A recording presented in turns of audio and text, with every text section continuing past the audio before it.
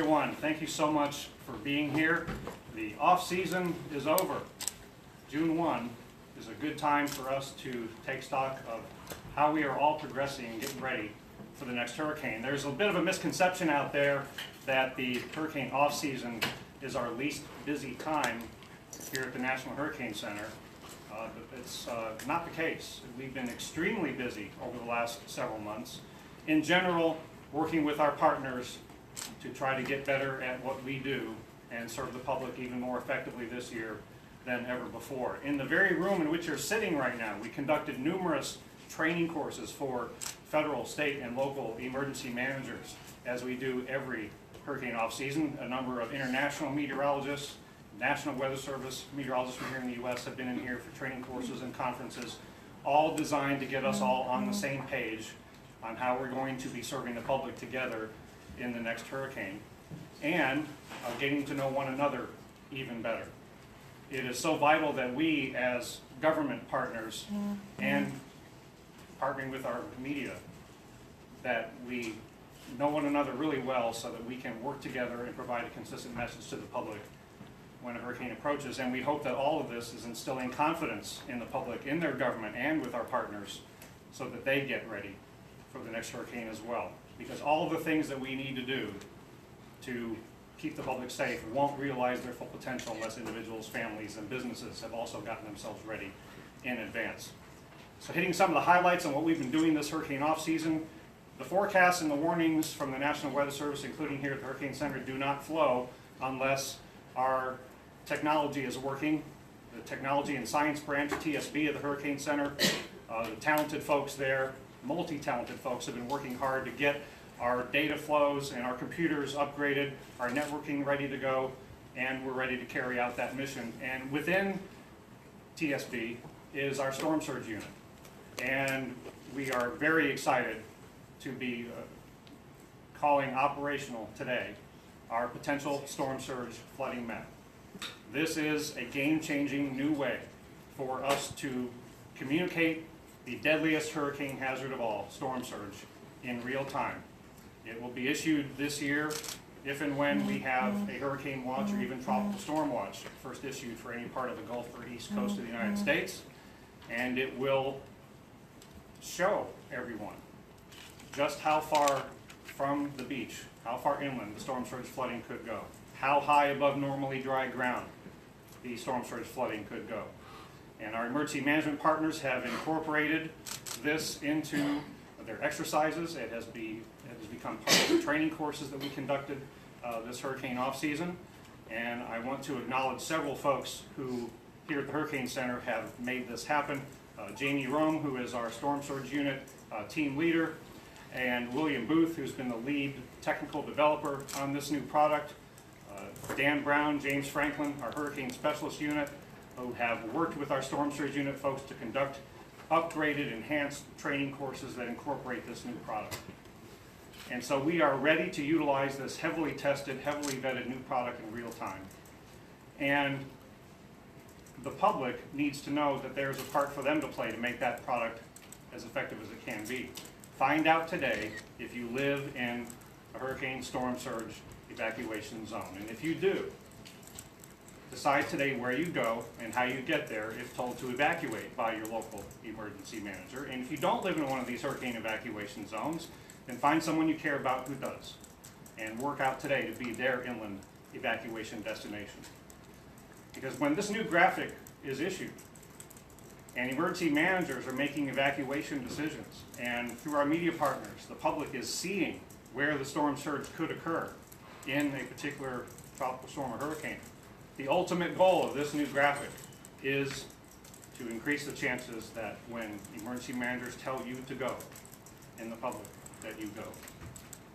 And there is graphic number 2 this year from the National Hurricane Center. It's our experimental prototype storm surge watch warning graphic. It's not an actual watch or warning. That will happen in 2017 if we stay on target, but it will show where we, as National Weather Service forecasters, Hurricane Center and local forecast offices, where we are designating areas that have a significant chance of life-threatening storm surge. The effective communications tool for the deadliest hurricane hazard of all. If you don't know, here at the Hurricane Center, we are co-located in this building with the local forecast office of the National Weather Service for South Florida. And Dr. Pablo Santos, their meteorologist in charge, is here with us today, and he can answer any questions that you might have later on with regard to how we handle things at the local level at forecast offices around the country. The collaboration between the Hurricane Center and the local offices is very strong, and he and some of his staff, like some of the staff on the Hurricane Center side, are bilingual as well for those who are Spanish-speaking media. So we have worked very closely with our partners. Our hurricane specialists have been spreading out around the country, conducting training and attending conferences. Our marine forecasters, the largest branch here at the Hurricane Center, our Tropical Analysis and Forecast branch, TAFB, they've been meeting with partners from the cruise ship industry, the cargo industry that does shipping, and the Coast Guard and other partners on helping them understand the forecasts and warnings that we issue for keeping people safe out at sea, which is just as important as keeping people safe on land. And so we've done everything we can with our partners to get ready for this hurricane season, including getting ourselves ready. We don't just work at the Hurricane Center, we live the hurricane problem. And so I've been getting myself, my family, my home ready for the next hurricane, because all of this stuff that we do together as government partners and in partnership with media and other organizations, it doesn't reach its full potential without us as individuals planning in advance. So I've done my insurance checkup. I'm making my home as strong as it can be, checking my shutters. I am doing whatever I can to get all the supplies I need now, not wait till the hurricane is on our doorstep. But if you're new to the hurricane problem, or if you haven't thought about hurricane preparations in a long time, start with the evacuation question. Storm surge is the deadliest hazard of all. We have already provided our emergency management partners with an analysis of what storm surge could occur, and they've prescribed evacuation zones. Find out from your local emergency manager if you live in one of these evacuation zones. We talked with President Obama yesterday, Administrator Fugate and I did, about how we are getting ready to ensure as best we can that people evacuate when they're told to do so. And that is the most important message we can convey today. It's the main reason we have come out with this new potential storm surge flooding map. And we don't do all of this forecasting alone. I want to acknowledge so many bright minds at other parts of NOAA and the National Weather Service and in the academic community who have helped us to bring forth the most advanced computer forecasting, modeling capabilities, so our human forecasters have the best guidance they can possibly have. The Hurricane Weather Research and Forecast Model, for example, developed by many folks, including here in the Miami area. The Hurricane Research Division, HRD, which is part of AOML, Atlantic Oceanographic and Meteorological Laboratory. They worked with folks at the Environmental Modeling Center up in Washington, D.C., and many other partners as part of the Hurricane Forecast Improvement Project to get us another advancement in the Hurricane Morph model that we use that has really advanced its capability in forecasting intensity and structure. Last 3 years it was our leading intensity model. So we're tapping into the brightest minds to make the most accurate forecasts and warnings that we possibly can. And with our partners that you see here today, doing everything we can to keep people safe this hurricane season. But again, it starts with you at home, individuals, families, and businesses getting themselves ready in advance for the next hurricane. And so I'd like to give the opportunity for some of our partners to speak, because we really appreciate the support of emergency managers, elected officials, and many others who we work with all the time. And here locally, I'm honored to live in the same district, 23, the U.S. Florida district that Congresswoman Debbie Wasserman Schultz presides over, and we're thrilled to have her here today and to help us get the message out about getting residents ready for this hurricane season. Thank you so much. Thank you very much. Thank you, Dr. Knabb, and I was just going to return the mutual admiration and say how proud I am to have the Director of the National Hurricane Center as a constituent, and that you are leading the charge to make sure that we can keep our residents safe, both here locally and all across the country. It's also good to see Director Fugate, who is one of our locals that has gone national, and it's always really good to see him back here in South Florida. I've just come from my annual briefing with the emergency management team that works all across the state of Florida to make sure that we can get ready for hurricane season. And one of the really fascinating and important things that I learn each year is the incredibly important technological tools that both NOAA and the National Hurricane Center and the National Weather Service work together towards developing so that we can make sure that they can improve the forecasting and the predictability for our residents so that we, one, know as far out as possible that we are going to have a storm, that it may or may not make landfall, and that the intensity is more predictable. Those are all things that, for me as a member of the Appropriations Committee, I work every day to provide NOAA and the Hurricane Center with the resources they need to be able to make sure that they can continue to develop those tools. But this year in particular, we've seen a really important increase in their ability to use tools like the evacuation tool that they've developed, the forecasting and the more clear graphics that they're using on the impact of flooding, and the emphasis that they're making on stressing that most people think of a hurricane and the danger that is the most significant being wind, when the reality is most of the deaths and injuries take place from significant flooding. So that's incredibly important, and evacuation planning is incredibly important as well. And I would commend the media to a graphic that shows a family standing in the colored levels of flood risk, because you can see it. And for me as a mom, seeing the smallest child, who would be really fully immersed in water to the top of their head in the smallest surge is really important to get your mind wrapped around as a resident what you need to do and whether you need to evacuate. And really every time I come here, I know and realize how fortunate that we are in South Florida to have such highly qualified and dedicated teams of experts keeping us safe. We know in South Florida we're really ground zero when it comes to climate change and sea level rise, and so the disproportionate impact that we feel as a result of the onset of a storm is important for us to make sure that we're even more aware of this. We do have a near normal hurricane forecast that was issued by NOAA, but in spite of that forecast, we know in Florida that we have at least 1,000 residents moving to our state every single day. And as we talked about in my briefing earlier, you might have someone who moves to the state in March, and today is the beginning of hurricane season on June 1st.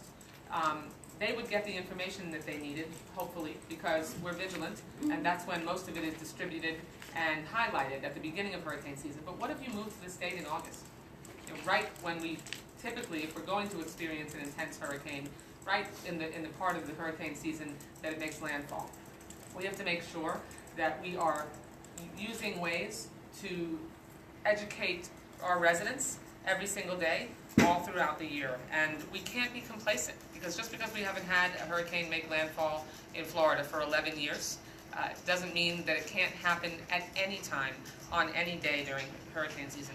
We know it just takes one major storm, to really completely upend the lives of residents and our visitors all across the state.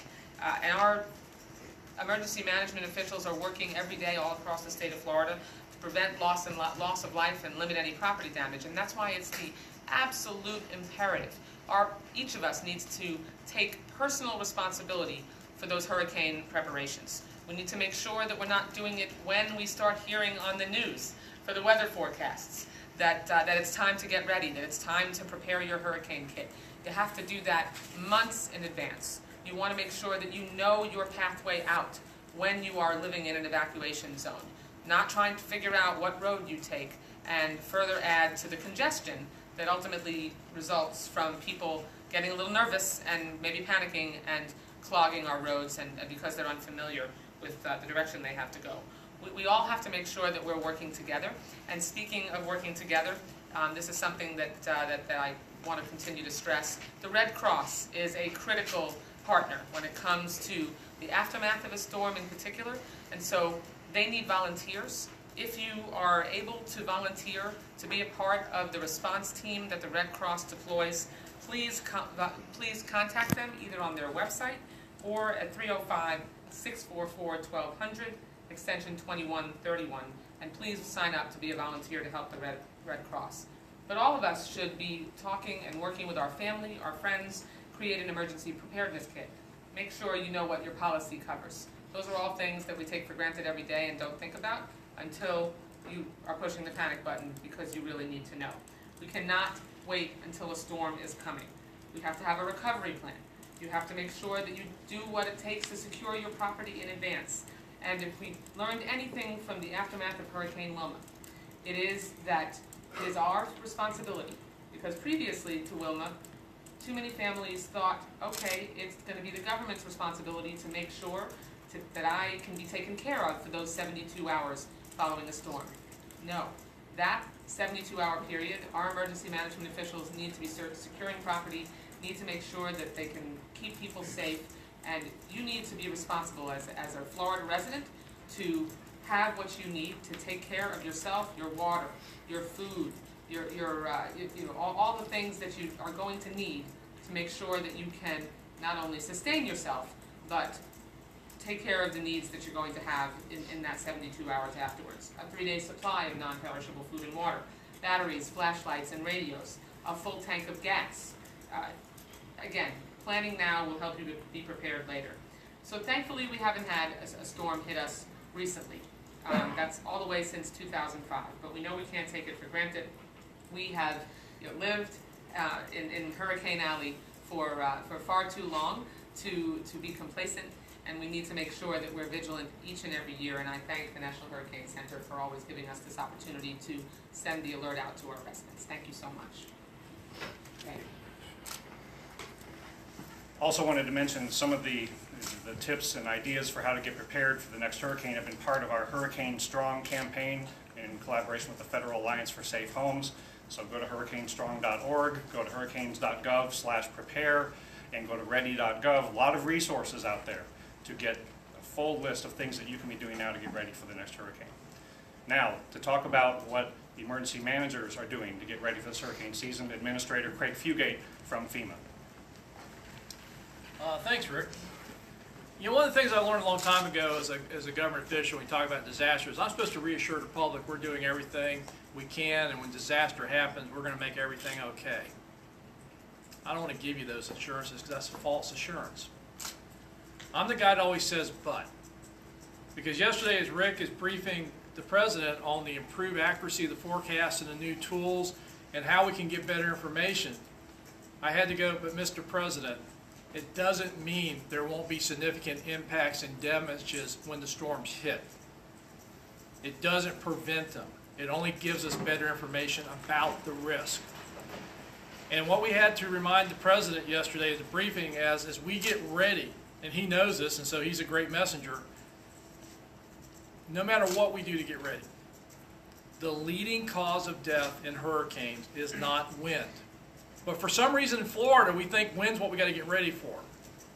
What kills people is water. And the most preventable of those deaths occur from storm surge. That water that comes up faster than any high tide you ever saw, with wave action that is a battering ram, that is not just merely getting wet, but becomes life-threatening. The only response is to evacuate. And that's why we spend so much time emphasizing, if you live from Brownsville, Texas to the New England states, along the coast and major lakes and rivers of the coastal regions, your first step of getting ready for hurricane season is find out, do I live in an evacuation zone? And if you do, your plan's to evacuate. The family, the pets, those things that are irreplaceable to you, which are not your possessions, need to move to higher ground. And for a lot of folks, that's just going inland a couple of miles.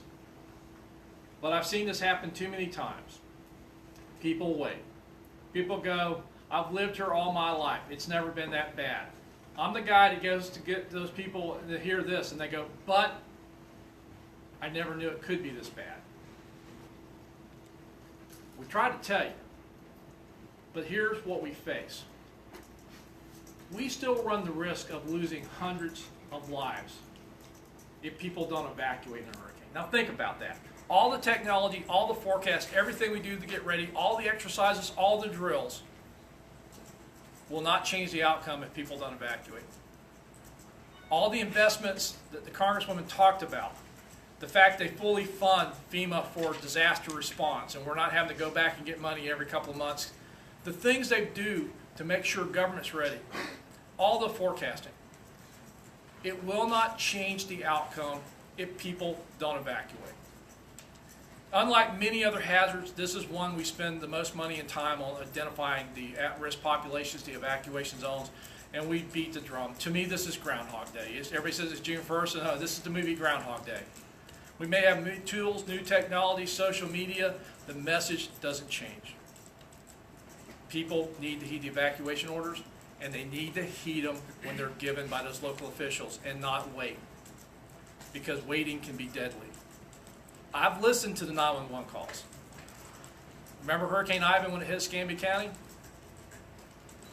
We got copies of the tapes of the 911 center, people calling in during the storm. They were on the barrier islands. They had waited. They said, I've lived here all my life. It's never that bad. It would have been tragic if it was just an individual making that decision. They had their families with them. And the dispatchers could only tell them to hold on and good luck. We'll get to you as soon as we can, but we can't get to you. The storm is in the way. It's too dangerous. That's why we talk about evacuation. That's why we spend so much time every year doing this. We have got to figure out what is that magic code word phrase to get people to evacuate. You're part of that team. We're trying to develop the tools and products, but you're the messengers. You get out there and people trust you. They know you. That's why we tell them, don't turn to your national affiliates in a crisis. Turn to the local stations. Because you're talking to the local emergency managers. You know what's going on in your communities, and you can help convey that.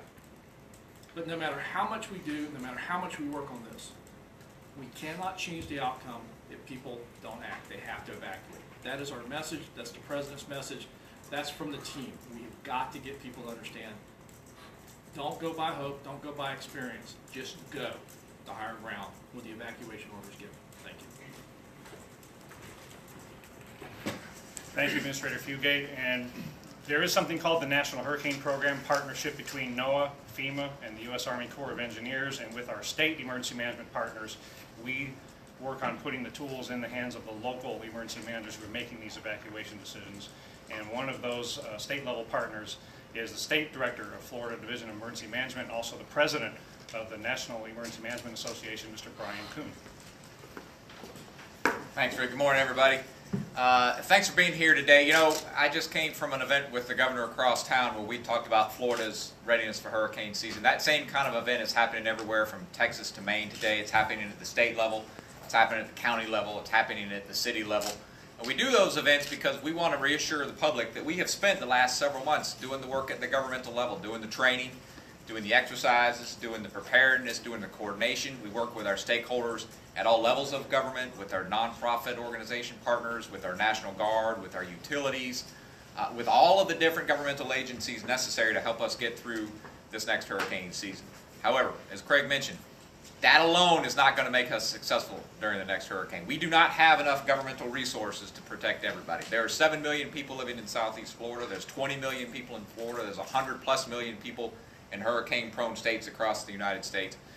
If we do not have the citizens in those areas take the personal responsibility for themselves, their families, for their businesses, for their communities, we will not be successful and we will lose lives and we will lose more property than we need to. So we need everybody who sees this today to take those appropriate actions. Do those life safety things that everyone has talked about thus far to make sure that you're fine for the first 72 hours. Do those things that are going to help you recover once the storm has passed. Take a look at your insurance coverage and make sure that once you get back home and you see that hole in your roof or you see the flooding that you've sustained, that you're going to be adequately prepared to help rebuild your home and get your life back to normal. Do those kinds of things that are going to help benefit your friends and neighbors. Talk to people about hurricane season. Talk to people in your civic organization, in your church groups, and in your business. Help them understand the importance of getting ready. Talk about the websites and those different resources that are out there so they can get themselves there ready. Volunteer with organizations who are going to desperately need your support so you can get your community back up on your feet after that storm passes. That's only through those kinds of efforts by those people who are able to help themselves in these situations that we're going to be able to help all of those who can't help themselves. And that's where we really need to focus our resources in these situations, getting the information out there for everybody and taking those scarce governmental and volunteer resources and helping those who could not help themselves in that situation. So thanks again for helping us get the word out there, everybody. Thank you. Questions? Anybody? And also, quickly before we go to questions, I did want to mention, that we did have in our media release that Leslie Chapman-Henderson, the CEO and president of Flash, Federal Alliance for Safe Homes, would be here. She couldn't be here today, but I can be pretty confident in saying if she were here today, she would want to point you to hurricanestrong.org and on Twitter, #HurricaneStrong, and the themes that we've been talking about with that campaign are many of the things we've been talking about here today and that were part of National Hurricane Preparedness Week a couple of weeks ago, and that is evacuation planning, updating your insurance, buying your supplies, and strengthening your home, and then when you've gotten yourself ready, help your neighbor. And that's what all the partnerships here represent, but it really comes down to a community level where we can help one another, especially those who aren't as able to get themselves ready on their own, to help them get ready. So, great, Dennis, we can open up to questions. Sure. Yeah. Any questions? I know you had a lot of them before. You're kidding. Yes. I'll start. Go ahead. Director Fugate, if I could. Identify yourself, please. Director Fugate, Wes Hohenstein from CBS North Carolina in Raleigh. And a lot of the focus today has been spent on our coastal counties. We are inland, and it's also been a long time since we've had a big hit. What would you remind our inland residents as they prepare for hurricane season? Well, I grew up in Gainesville, Florida, so I'm in the same situation. I didn't live on the coast. It doesn't mean hurricanes don't strike well inland. But the big difference is you very rarely inland evacuate from the impacts of the hurricane, with the exception of perhaps flooding from the heavy rainfall. But as we've seen, and this is, I think, what, we're talking about the storm surge product, what we're really seeing the Hurricane Center moving towards, which from an emergency management perspective is very helpful to the inland areas, is the impacts of a hurricane, not just relying upon a hurricane warning. If you can remember a long time ago, we didn't even talk about hurricanes inland, it was just a bad storm. Now we have the Hurricane Center working in the local offices, really talking about the impacts of a hurricane. There's different parts of the Weather Service that talk about the heavy rainfalls, the tornado risk. And so we have to remind people, some of the most deadly events that have occurred in hurricanes weren't on the coast. They were well inland from the heavy rains that occurred and the flooding that was devastating. I mean, you go all the way back to Hurricane Camille, we lost about as many people in the Appalachians as we did on the Gulf Coast. Well inland. So again, that's why when we talk about hurricanes, we talk about what do you evacuate from? Coastal, storm surge. But for everybody else, it's about the impacts of the storm. They can go well inland. And again, the Hurricane Center has continued to evolve to put better products out there talking about impacts of storms. So we communicate not to those people that are just on the coast, but people that may be impacted by the storm. And again, through the partnership of all of the local emergency management state directors, we talk about this. We have all the different centers online. So we get it. We just want to really focus on the first ones up are those coastal residents need to evacuate, but the inland residents need to pay attention on those impacts as well. Other questions? Hi, Jenny Stiletovich with the Herald, and this is for anybody on the storm surge maps. How far out are you going to get the information that you can then relay to the locals? Like, there's a 5-day track, 3-day track, one of these maps? Okay, so the new operational potential storm surge flooding map would first be issued when we go to a hurricane watch or maybe even a tropical storm watch for any part of the Gulf Coast or East Coast of the U.S. And then it would be updated with every subsequent advisory after that. The graphic itself would be available 45 to 60 minutes or so after the release of the advisory itself, so we can do the post-processing required.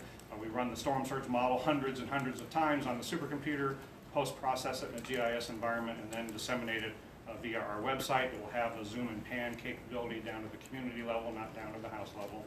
And that will be just graphic number 1. There is graphic number 2, the experimental prototype storm surge watch warning graphic. They would be issued together. And the graphic will only be issued if we have a threat for storm surge from a tropical storm or hurricane, the Gulf Coast or East Coast of the United States. Next question. Yes, sir. Dr. Knapp, Mike Lyons, ABC in West Palm. Can you talk about the computer models, especially the intensity issue and your expectations for 2016? Well, intensity forecasting continues to be our highest priority forecast improvement need, especially in cases of rapid intensification and especially when it happens near the coast. That's our biggest worry. The last few years we've seen by the raw numbers the intensity forecast errors come down a little bit, but we haven't had as many of the major hurricanes and rapid intensifiers that we might see, so we're not yet sure if that's a permanent trend downward in the intensity forecast errors going down. But we continue to have the Hurricane Forecast Improvement Project, multi-million-dollar, multi-year program to enhance computer forecast models, including, as I mentioned, the Hurricane WRF. That's a fully dynamical hurricane model run by the National Weather Service. And the last 3 years, it has been our best performing intensity model. And it has been updated a little bit for 2016. Doing some retrospective runs. It even has lower errors in its track forecast with the new version as compared to the last few years. So we hope that in the next several years, that as the Hurricane Forecast Improvement Project continues, we'll continue to make some progress toward improving not only our intensity forecast, but our track forecast as well. But the hurricane specialists use a wide variety of models for their track and intensity forecasts, and that's where the humans come in to make the best decision on the forecast that they can on the official forecast, because models are like people. They have different personalities, they have good days and bad days, and it's the human forecaster that's issuing the official forecast, and with these new products, conveying the hazards that could occur given the remaining uncertainties in the forecast. That's what we want people focusing on, is on the hazards and what we're conveying in our products.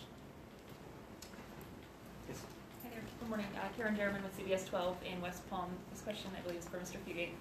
We spoke briefly about the storm surge impact and evacuation zones earlier when I got a chance to speak with you. If you could just clarify that information being passed along through the emergency alert system, is that going to cell phones now? Or?